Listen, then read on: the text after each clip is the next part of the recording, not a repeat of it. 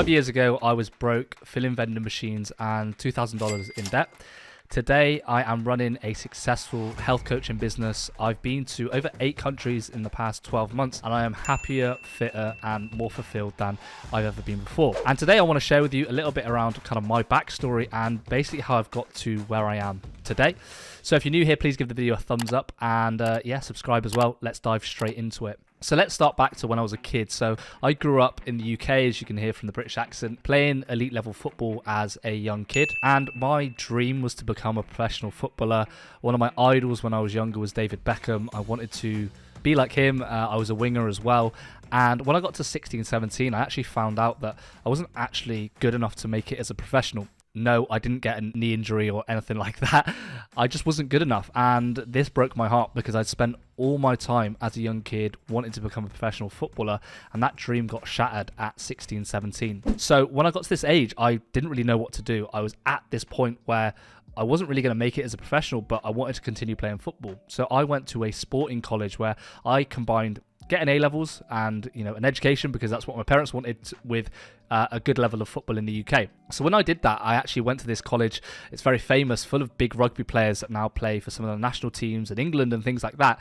And I actually just was very insecure about myself. I was insecure about the fact that I was short, that I was skinny, and that I wasn't a professional footballer. That was still bringing me down. So I decided to hit the gym. I decided to hit the gym as hard as possible, build muscle, get stronger, and I made tons of mistakes during this time. I mean, I injured my shoulder, I teared my rotator cuff, I starved myself of food, I overtrained, I lifted with really bad form. All of the mistakes that you can think someone could make, I made. But after basically going through this trial and error period, I ended up building a half decent physique, and it was pretty good. I then got to the end of college and I was like, right, I don't know what I want to do in my life. Let's try and do something else. So I took 2 years out after college and I went to travel Southeast Asia, New Zealand and Australia. And during this time, I had exposure to lots of different people. I mean, I got into the ring in KPP to have a fight with a Thai boxer. I made tons of mistakes when it comes to dating with girls. I met some crazy people that were living wild lifestyles, partying a lot. But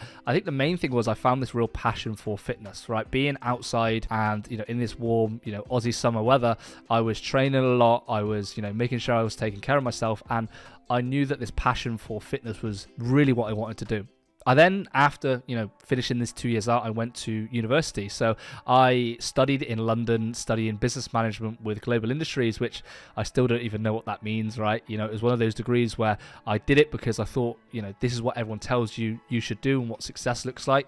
You should, go to university, get a good degree, come out and obviously get a job that's well paid. So that was kind of my goal. But alongside university, I decided that this passion for fitness I wanted to at least share with people. So I remember I was sat on my sofa, my friend's sofa, when I was at his house one summer, and he actually runs a business, and he was like, Oliver, you should set up a website and share all of the fitness knowledge that you've got, because at this point lots of people were coming up to me and saying how do you build this physique? You've made some great results and I want to maybe achieve what you've achieved. So I built this website. I learned on YouTube how to build a WordPress website, how to get all the plugins and do everything, how to set up a payment link, and then basically I got everyone on my Facebook page this one day to basically share it once I posted. And I remember I was at home with my mum when we launched, and basically this cha-ching came through on my phone, and it was a PayPal notification that someone had paid me some money to coach them online. And I couldn't believe it, because I was like, I felt like a huge imposter that this guy that just had a passion for fitness is now able to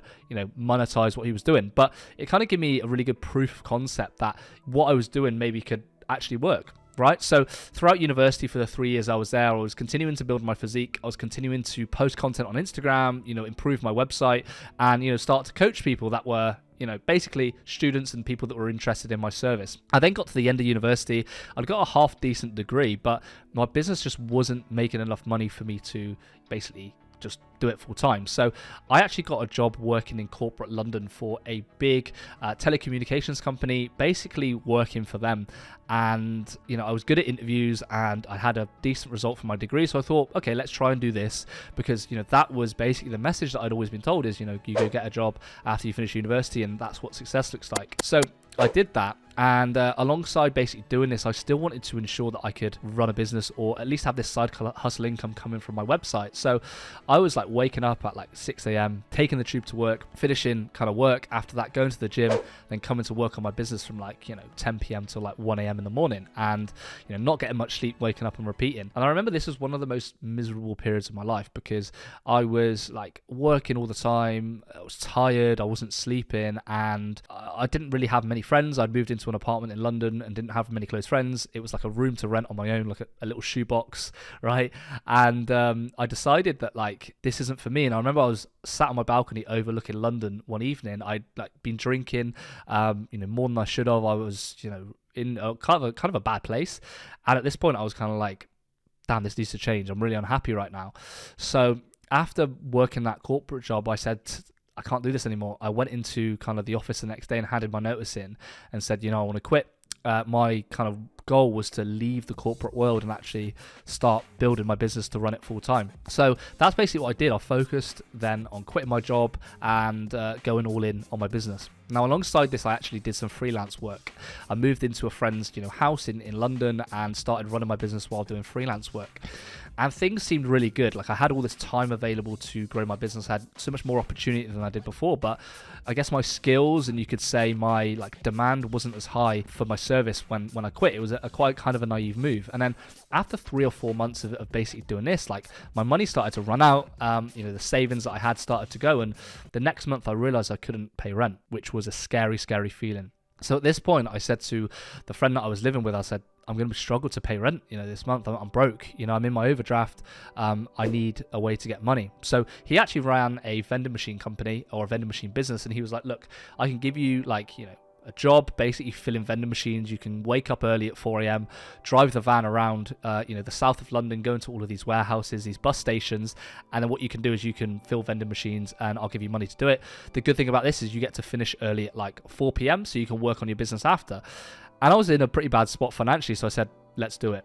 So I did it, and for the next sort of 3-4 months, I would wake up every day at 4 a.m. I would drive this van around, fill vending machines, and then when I finished, I would go to the gym and then work on my business in the evening. And I remember this is like one of the toughest kind of periods of my life, because when I was doing this, I was like so tired. I was falling asleep at the wheel, but there are even photos of me during this time and I was still smiling because I knew that this was just challenge that I had to overcome. So I did that, and then what happened after is my business began to pick up a little bit. It was just before kind of COVID hit. My business started to pick up because there was a lot of demand for online. So I then basically quit the vending machine job and went all in on my business. And this was probably around the middle of 2020. We're now at the middle of 2023, about 3 years later. And since then, like, my business has improved greatly. We are working with some of the biggest CEOs from all over the world and high performers. We've had over 300 clients come through our program now. And, I've been to, like I said, 8 countries this year, traveled the world with my girlfriend, and, I live an amazing, fun life. And that's a little bit around kind of how we've got to where we are today. So this is a little bit about me and my story. So if you just landed here, thank you for watching this video. We're going to be posting some more great content on here as well. And if you've got any comments, please put them in the comments below. Thank you for watching, and we will see you in the next video. Peace.